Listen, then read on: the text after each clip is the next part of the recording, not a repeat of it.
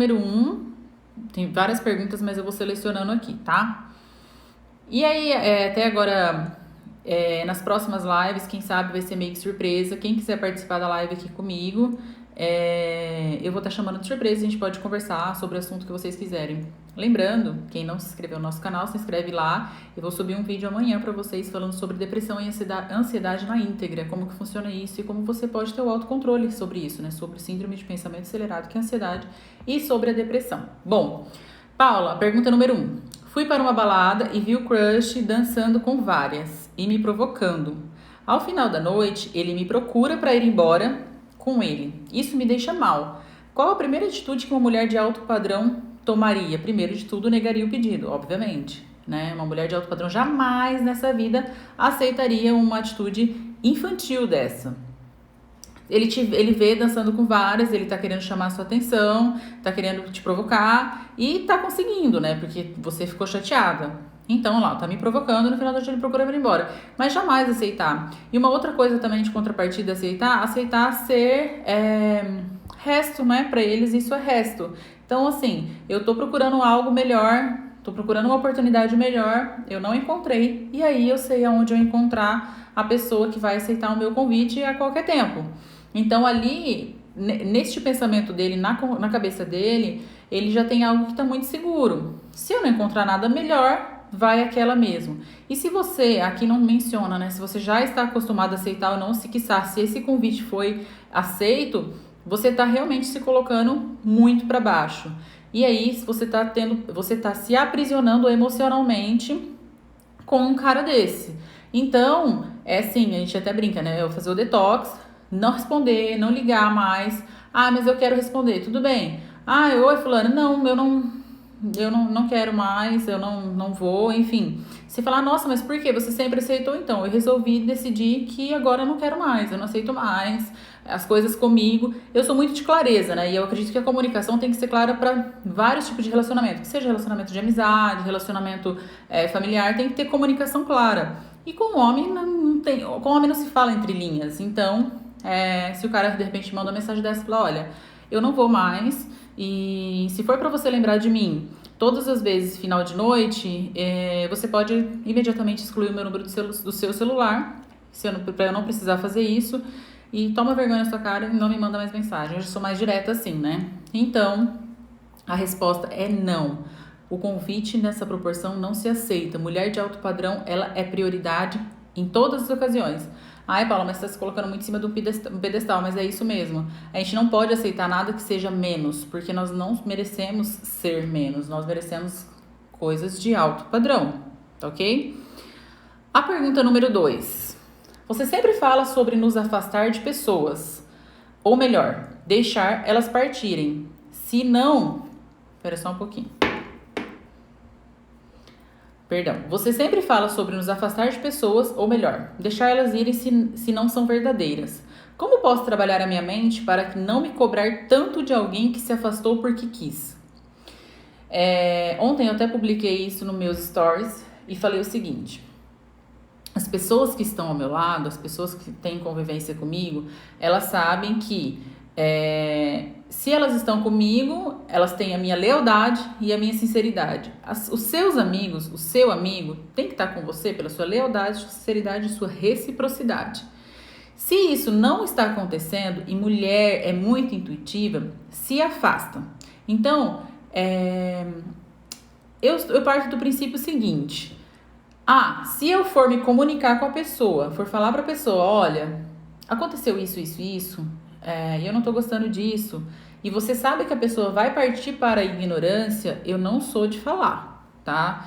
Então eu prefiro deixar no ar e não comunicar, e não chegar e falar, olha, tá acontecendo isso e tal. Mas perceber a situação, perceber. Aquilo que eu falei pra vocês é o seguinte: pensa comigo assim, ó, como se fosse uma bola, e aqui é a sua zona de conforto. Dentro do centro tem uma zona de medo. Todas as vezes que a gente sai dessa zona de conforto, a gente entra para uma zona de medo. Na zona de medo tá ali o que a gente acha que é solidão, o que a gente acha que não tem mais amigo, que as pessoas não gostam da gente. Enfim, tem todo esse tipo de comunicação que nós temos com a nossa mente. Não tem nada disso. Quando a gente se afasta de pessoas que a gente está vendo que não tem reciprocidade, ou se a pessoa quis se afastar porque ela quis, você já foi atrás. Eu sou dessa, eu vou atrás. Aconteceu alguma coisa? Eu te fiz alguma coisa que você ficou chateada? Se eu fiz, me desculpa. Enfim, se comunicou e ainda assim, já aconteceu isso comigo, e a pessoa decidiu se afastar, ela tem os motivos dela. Se ela tem os motivos dela e você já se desculpou, você já disse, olha, eu sinto muito, eu falo até isso várias vezes pra vocês, eu prefiro utilizar o sinto muito do que me perdoe.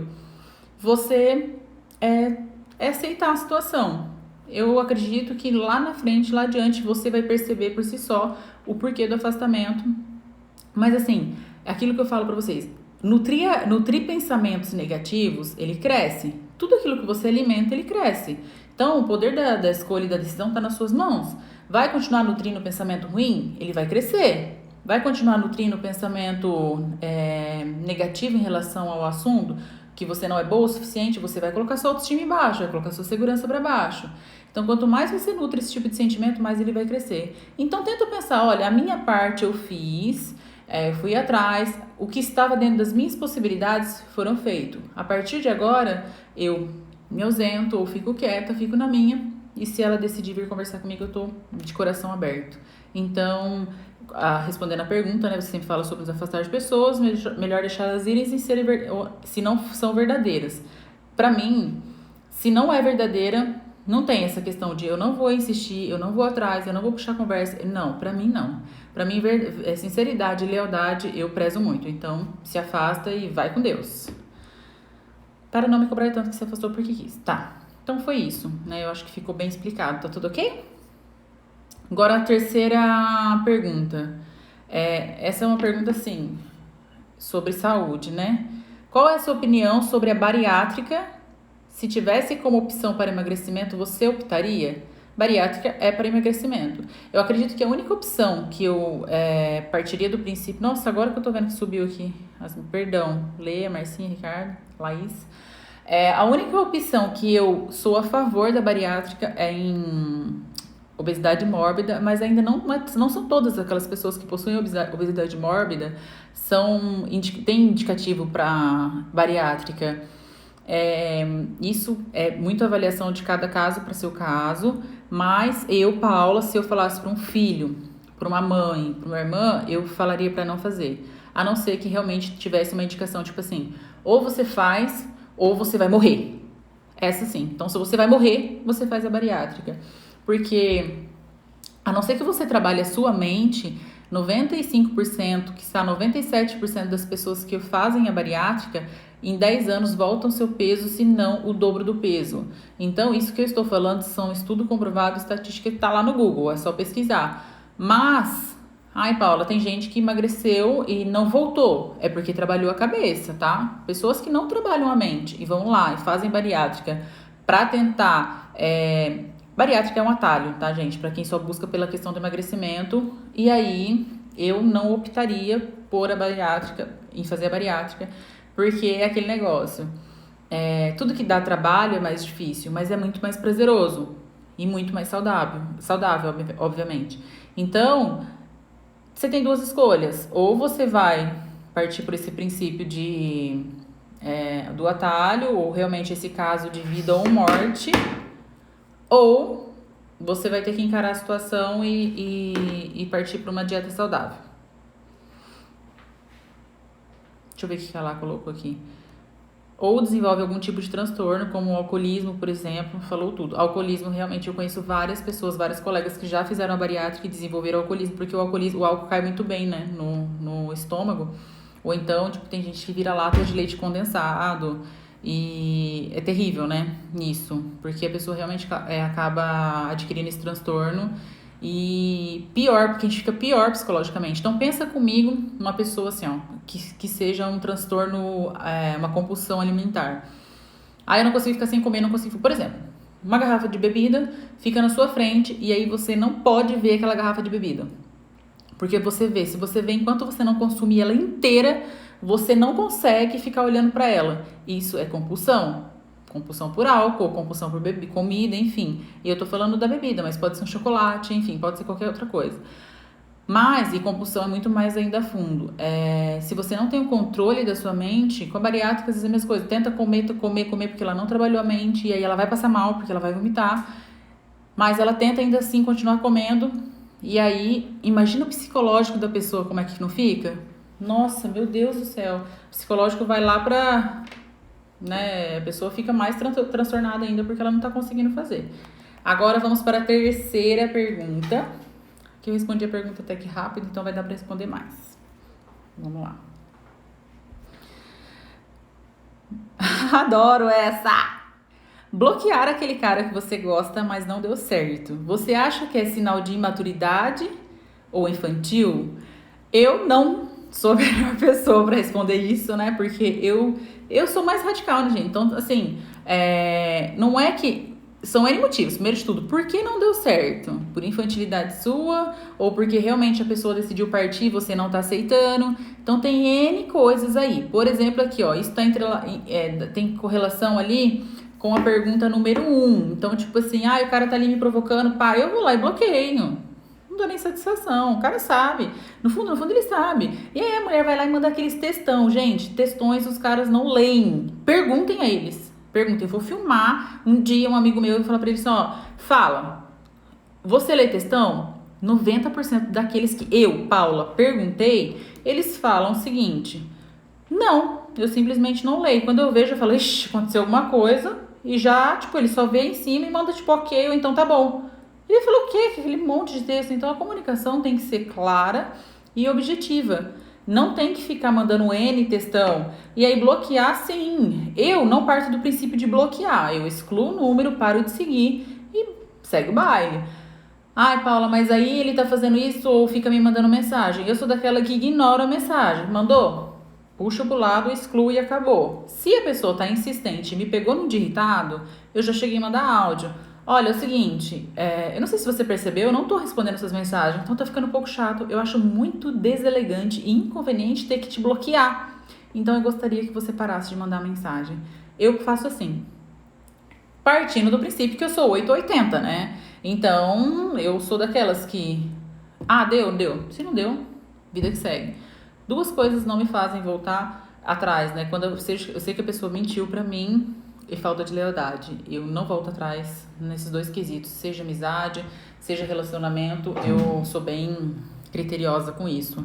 Então, neste caso, se não foi, se eu falei pra você, se resolveu partir, tipo, o cara simplesmente se afastou e não falou nada, Paulo, que é o que a grande maioria faz, então eu não bloquearia, eu só deixaria de seguir, porque se é algo que te faz mal e aquilo que te faz mal, você tem que se afastar, em qualquer situação da sua vida. Então, neste caso, eu não bloquearia, eu deixaria de seguir, enfim, se viesse falar comigo, você tem que repensar muito bem isso antes, se vale a pena. Vamos para a quinta pergunta e depois eu vou entrar no assunto só para falar dos vídeos que estão no feed. Quando nem sua família acredita em seu potencial e sempre te deixa para baixo, como devo agir? Eu postei, acho que foi ontem ou essa semana, o seguinte: todo mundo tem o direito de desistir de você, todo mundo. Porque você não controla o que as pessoas querem. Mas você não tem o direito de desistir de você.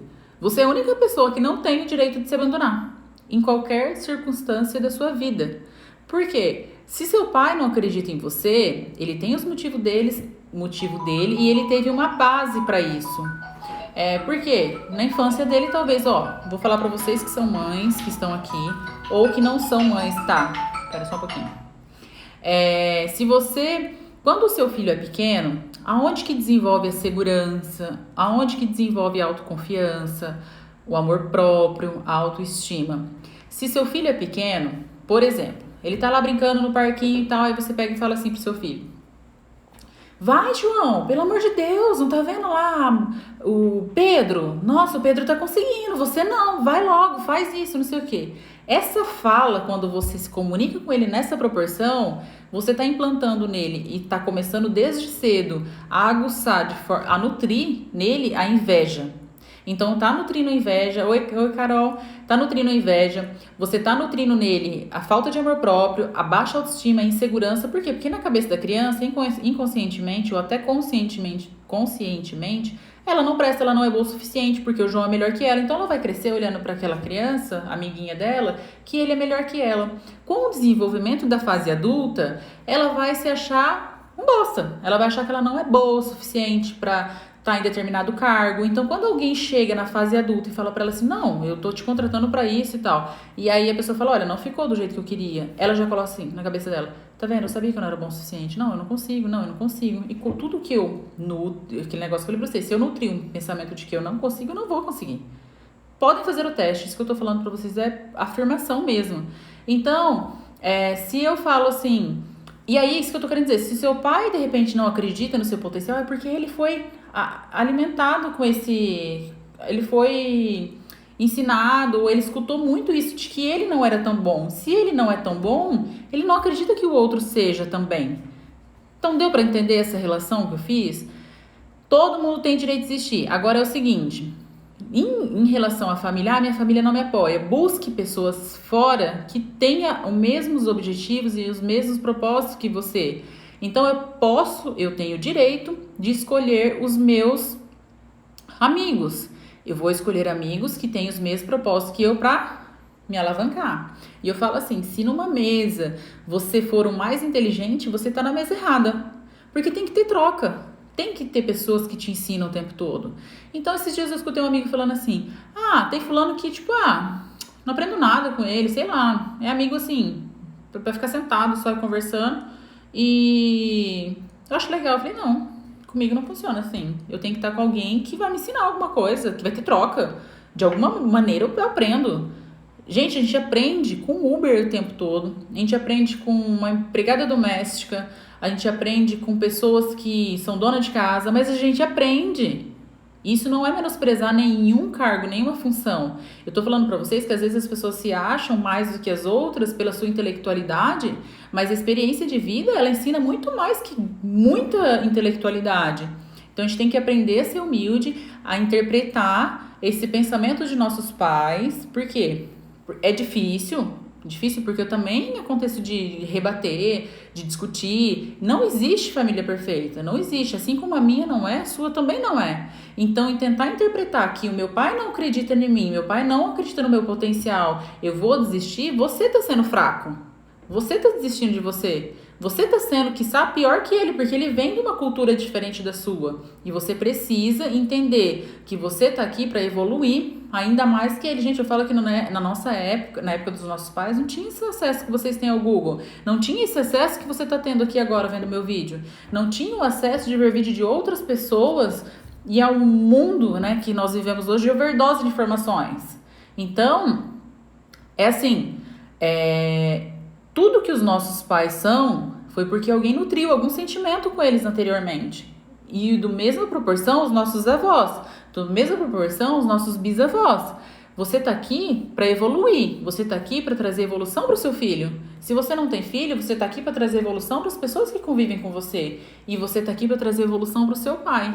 Então pare de repente querer provar o seu conceito, o seu propósito e prove fazendo aquilo de forma prática. Eu posso ser melhor. Vitimismo não vai te levar adiante. Ficar se olhando para a vida do outro e achando que a vida do outro é melhor que a sua também não vai te levar adiante. O que a gente tem que entender é que a autorresponsabilidade cabe em todos os campos de nossa vida.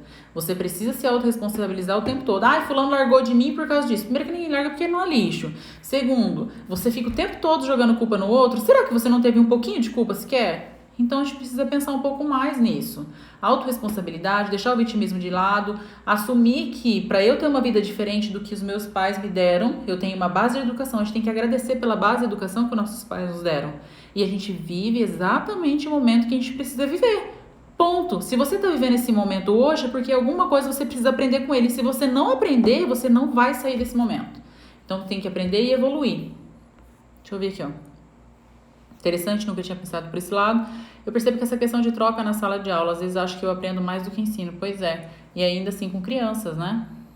Sejam bem-vindas, meninas. Nelise, Bárbara, Arro. É aquele negócio, ninguém dá o que nunca teve. Exatamente.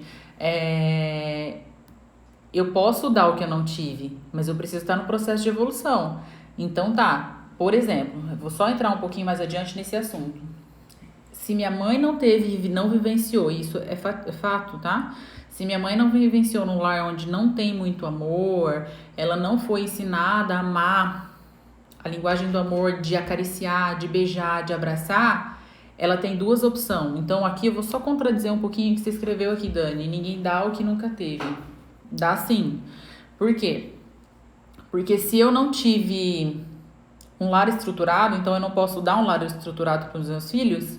Se eu não tive um lar de amor, então eu não posso amar o outro ou dar um lar de amor. Então aí é que eu falo, a gente precisa pensar o seguinte: se minha mãe não teve essa afetividade de forma muito exacerbada, ou seja, exposta, ela tem duas opções. Ou ela vai se rebelar e vai fazer isso ser diferente na vida dela, ou ela vai repetir o padrão e passar aquilo que ela aprendeu para o outro. A minha mãe, ela às vezes não teve essa comunicação de ai, filha, eu te amo. Minha avó, meu avô, ai, eu te amo, vem aqui, olha que legal isso que você fez, tal. E com a gente, ela já trouxe esse amor. Eu falo até assim que, graças a Deus, a gente pecou pelo excesso de amor do que pela falta de amor. Então eu falo que o amor cura, mas ele adoece. Então vocês percebem que os dois extremos não são bons. O amor cura, mas o amor também adoece. Então, o que eu quero dizer é o seguinte: ela pode não ter tido um lar de tanta afetividade, mas ela nos forneceu esse lar de afetividade. Por quê? Porque a ausência da afetividade trouxe a dor. A dor trouxe a frustração, trouxe a dor, e a dor trouxe a consciência, e a consciência trouxe a mudança. Percebe? Vou repetir. A ausência trouxe a frustração trouxe a dor trouxe a consciência trouxe a mudança. Ninguém muda só pela dor. A pessoa só muda quando ela passa por estado de consciência. Então, eu vivo na frustração, aí dói, e tem gente que não muda, mesmo doendo, mesmo perdendo quem a gente ama. Se você não entrar no estado de consciência, você pode estar obesa, você não vai emagrecer. Você pode estar sofrendo, você não vai conseguir sair do estado de luto, entendeu? Então, se não entrar no estado de consciência, você não muda aquilo que está doendo em você. Meu pai nunca foi de dar beijos e abraços, e eu percebo que eu tenho uma certa dificuldade de fazer isso com os outros. Como eu mudo isso? Fazendo, não tem outro jeito. Então tá, a minha linguagem de amor, de repente, eu também não sou muito de afetividade, mas quando eu faço isso com os meus familiares ou com alguém, a pessoa fala, putz, você é muito carinhosa. Então, eu me desafiando mesmo. Fala, nossa, mas ela fez tanto por mim, eu vou ali, vou dar um beijo, vou dar um abraço. Ai, isso não é fragilidade. Isso é você mostrar o quanto você é forte, o quanto você consegue superar as suas barreiras e seus desafios. Então, foi isso. Deixa eu ver aqui. Bom, vai dar aqui quase meia hora já de live. Eu acho que deu para deixar bem claro para vocês, e eu queria convidar vocês a assistir o IGTV que eu postei agora há pouco falando sobre depressão e ansiedade.